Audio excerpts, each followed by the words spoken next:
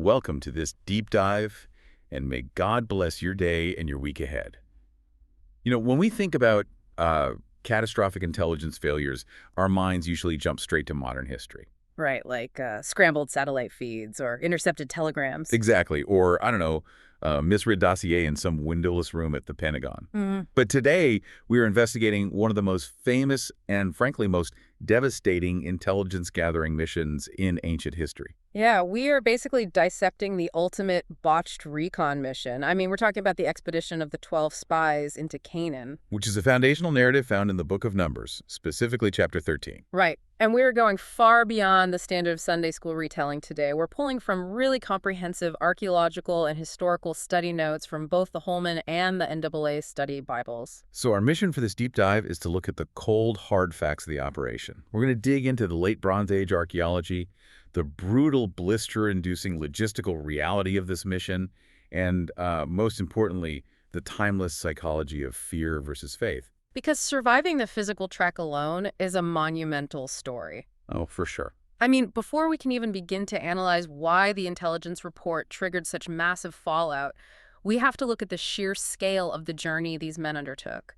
The physical reality of what they were tasked to do is, well, it's just staggering when you put it on a map. Let's lay out that map for the listener then. The operation launches from the desert of Paran, specifically an oasis known as Kadesh Barnea. And just to give you a mental image, this isn't some gentle rolling sand dune. This is harsh, unforgiving wilderness. Total survival mode. And Moses handpicks 12 leaders representing the ancestral tribes to go scout the land ahead. There's also this quick but highly significant administrative detail before they leave, right? He officially changes the name of a leader named Ozias to Joshua. Yes, which is huge. The name Joshua translates to "the Lord saves," which is this, profound piece of foreshadowing for the role he'll eventually play. Right, so the roster is set, and these 12 men begin their march. And the geographic scope of their assigned reconnaissance is massive. They start down south in the Negev Desert, push all the way up through the jagged hill country, move past ancient cities like Hebron. And they travel as far north as Rehob, which sits near the entrance to Hamath. Yeah. If you've ever tracked your steps on a hike or a long walk, let this math sink in. This is an ancient Special Forces reconnaissance mission covering an estimated 560 to 800 kilometers round trip. In exactly 40 days. Yeah, 40 days. That requires a punishing pace of roughly 20 to 24 kilometers every single day. It's incredible. They're doing this over rugged, rocky terrain, carrying whatever provisions they can, all while trying to stay completely undetected in hostile territory. And you bring up the stealth aspect, which multiplies the physical toll exponentially. Walking 24 kilometers a day on a paved road is exhausting enough. I'd be complaining on a treadmill. Right. But navigating 24 kilometers a day through brush, ravines, and enemy sightlines while running on an adrenaline-fueled caloric deficit, that is a completely different level of human endurance. And what stands out in the historical records from the sources is that this specific pace, that 20 to 24 kilometers a day, is remarkably consistent with ancient military campaign logs from the exact same era. That implies this wasn't just a group of guys wandering around taking notes. It was a calculated military maneuver. Exactly. The annals of Egyptian pharaohs like Thutmose III and Ramses II show their daily marching averages for a full military campaign matching this pace perfectly. Wow. So this tells us the 12 spies were operating at an established tactical speed. They were moving with extreme purpose. But surviving that physical ordeal is one thing. The intelligence they brought back is where this story completely derails. Oh, totally. Because after 40 days of sneaking through the hills, they return to camp and they bring back a report of a land of absolute extremes. Right. On one hand, they found staggering agricultural wealth. The fertility of the region was almost unbelievable to a group of people who had been surviving in the arid wilderness. They surveyed a specific area they called the Valley of Eshcol.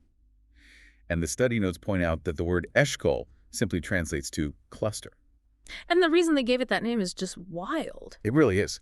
They literally cut down a single branch of grapes that was so incredibly massive, it had to be carried on a wooden pole slung between two grown men. Alongside fresh pomegranates and figs. Yeah.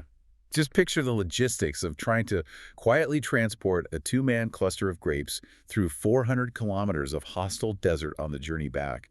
It shows how desperate they were to prove the sheer bounty of what they had found. And, the phrase "a land flowing with milk and honey" is often treated as religious poetry. Sure. But the historical corroboration shows it was a geopolitical reality of the time. There is an ancient Egyptian text called the Tale of Sinewe, dating back to the Middle Kingdom. It describes this exact same Canaanite region in remarkably similar terms. Really? Yeah, detailing its abundant fruit, wine, honey, and natural resources. So the spies were actually delivering an impeccably accurate assessment of the land's economic value. A farmer's market on steroids, basically. Yep, that's one way to put it, yeah. But any good intelligence briefing has a threat assessment. And the other half of their report was absolutely terrifying. It was grim. They claimed the local populations were incredibly powerful and the cities were impossibly large and heavily fortified. Which makes you wonder, right, were they just exhausted, sleep-deprived, and exaggerating the danger? I mean, a 20-foot wall might look like a 100-foot wall when you've been hiking 24 kilometers a day in the blazing sun. It is a totally fair suspicion, but the archaeological data we have completely validates their fear. Really? So they weren't just making it up? Not at all. We have to look at the mechanics of Canaanite civilization in the Late Bronze Age, spanning roughly 1550 to 1200 BC. The region wasn't just dotted with small villages, it was heavily systematically fortified. Hazor is a prime example of this, right? The sources highlight Hazor not just as a town, but as a sprawling ancient metropolis. Huge. It featured an upper city covering 40 acres and a lower city of 160 acres. And it housed an estimated population of 40,000 people. For a band of nomadic Israelites living in tents, walking up to a walled city of 40,000 people must have felt like, I don't know, stumbling into modern-day Manhattan. Oh, the psychological shock would have been profound, and the defenses of these cities were an absolute nightmare for a nomadic force. Tell us about the walls. Well, archaeological excavations at Hazor revealed defensive walls built on stone foundations, topped with massive mud brick, measuring a staggering 7.3 meters thick. That's over 23 feet thick. That isn't a wall, that's a bunker. Exactly. And to understand why that induced so much panic, we have to look at how ancient sieges actually worked. The Israelites didn't have heavy siege engines. Right, they didn't have massive battering rams or catapults. Or specialized sappers to undermine the foundations. If you were an ancient infantry force with bronze swords and wooden spears, a 23-foot thick mud brick wall is basically an unsolvable physics problem. You can't hack through it. No, you can't. You just have to sit outside and starve them out, which a nomadic group cannot sustain. They didn't have the supply lines for a multi-year siege. And Hazor wasn't an isolated anomaly either. The spies also scouted Hebron, which the texts note was an ancient, deeply established stronghold. Built 7 years before the Egyptian capital of Zoan. So these scouts were looking at entrenched, multi-generational civilizations with military architecture designed specifically to repel forces much larger than theirs. Which brings us to the most fascinating tension of the entire deep dive. Yes, because all 12 spies went on the exact same mission. Right. They all snuck through the same valleys, they all saw the exact same massive clusters of grapes, and they all stared up the exact same 7.3-meter thick walls. Yeah, they were looking at the exact same data. So how does this unified intelligence report suddenly fracture into a complete psychological meltdown for 10 of the 12 spies? Well, we're looking at a masterclass in how human beings process information when under severe threat. The initial debrief they gave to Moses started off as a very measured, factual military assessment.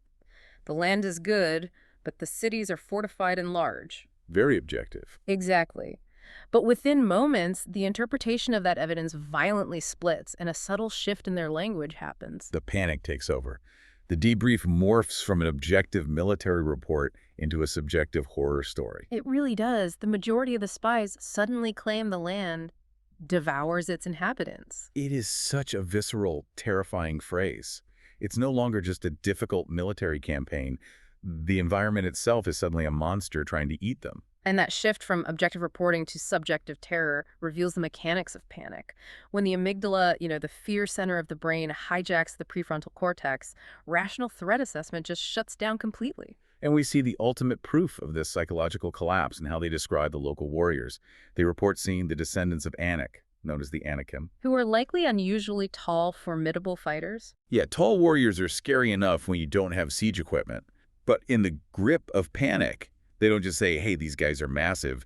They drop a single word that completely derails reality. They claim they saw the Nephilim. Right, and this is a crucial textual detail highlighted in the study notes. Oh, absolutely. The Nephilim are legendary, mythic figures mentioned earlier in the book of Genesis.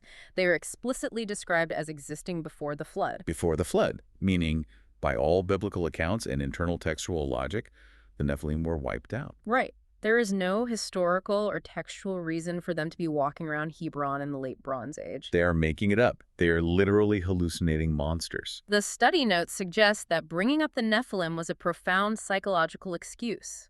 Fear compels us to mythologize our obstacles. Oh, that makes so much sense. When a challenge feels insurmountable, the human brain will often magnify that challenge to impossible proportions to justify the desire to retreat. So by claiming they saw pre-flood mythological giants, the 10 spies were making their enemies sound invincible. Exactly. It provided a socially acceptable, albeit fabricated, excuse for their cowardice. It's like saying, we can't be expected to fight myths. That is the ultimate rationalization. And they summarize this entire psychological collapse with one of the most famous analogies in the text. I call it the grasshopper complex. Oh, yes. They literally state, we seemed like grasshoppers in our own eyes, and we looked the same to them. And the order of operations in that phrase is incredibly profound. In our own eyes. Yes, they shrank themselves first. They did. They looked at the walls, looked at the warriors, and made an internal decision that they were insects. Yeah. Only after they reduced their own self-worth did they project that insecurity onto the enemy, assuming the Canaanites saw them exactly the same way. It is a terrifying look at how fear completely warps reality. If you operate under the assumption that you are a grasshopper, every pebble looks like a boulder. And every human looks like a giant. Exactly. And panic is a biological contagion. That grasshopper complex spreads through the Israelite camp like wildfire. You suddenly have 1 million people weeping in their tents, ready to mutiny against your leadership. And entirely willing to abandon their entire journey. 10 intelligence officers let a 7.3-meter wall turn them into insects in their own minds, and it infected an entire nation. But in the midst of this chaotic, mob-like panic, a dissenting voice cuts through the noise. One man stood in the exact same valley, calculated the exact same 800 kilometers of rugged terrain, Looked at the exact same giant warriors. and arrived at a totally different conclusion. Caleb, representing the tribe of Judah, refuses to succumb to the contagion. He actively has to fight the momentum of the crowd. He steps in front of Moses and literally has to silence the panicked masses to deliver his minority report.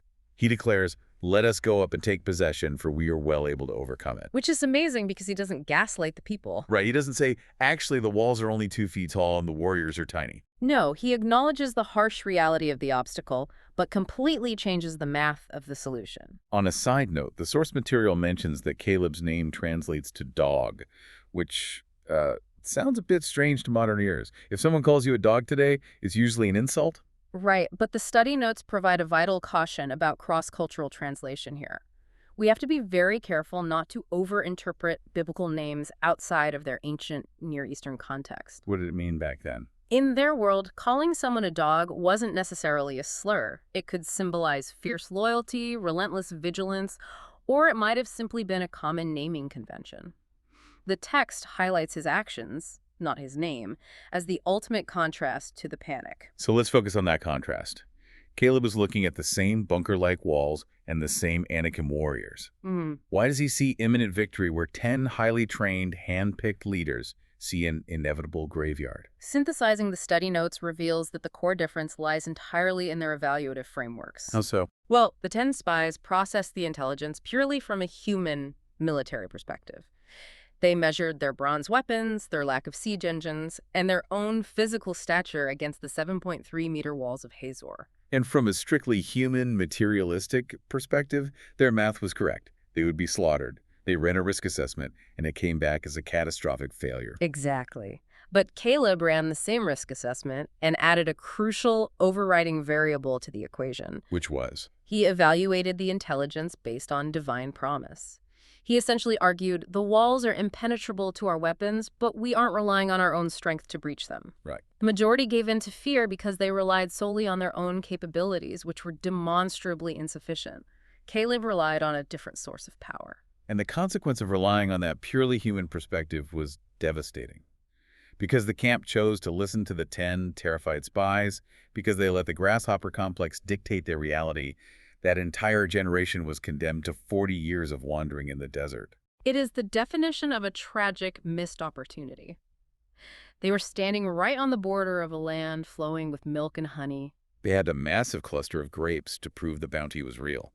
Yet they chose to turn around and walk back into the barren sand. It serves as a stark historical reminder that raw facts and intelligence data are only as good as the interpretive framework of the person reading the report. The walls were undeniably real. But the fruit was undeniably real, too. Exactly. The choice of which reality to focus on dictated the next 40 years of their existence. That is an incredibly powerful concept to carry with you. Think about the reconnaissance missions you run in your own life. When you are looking ahead at your future gathering intelligence on a career change, a new relationship, or a massive life transition, how often do you let the thickness of the obstacles turn you into a grasshopper in your own mind? That's a great question. When the intelligence report of your life comes back, do you instantly start mythologizing the impossible giants?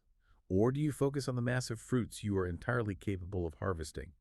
Thank you so much for joining us for this deep dive, and as always, God blesses all the listeners.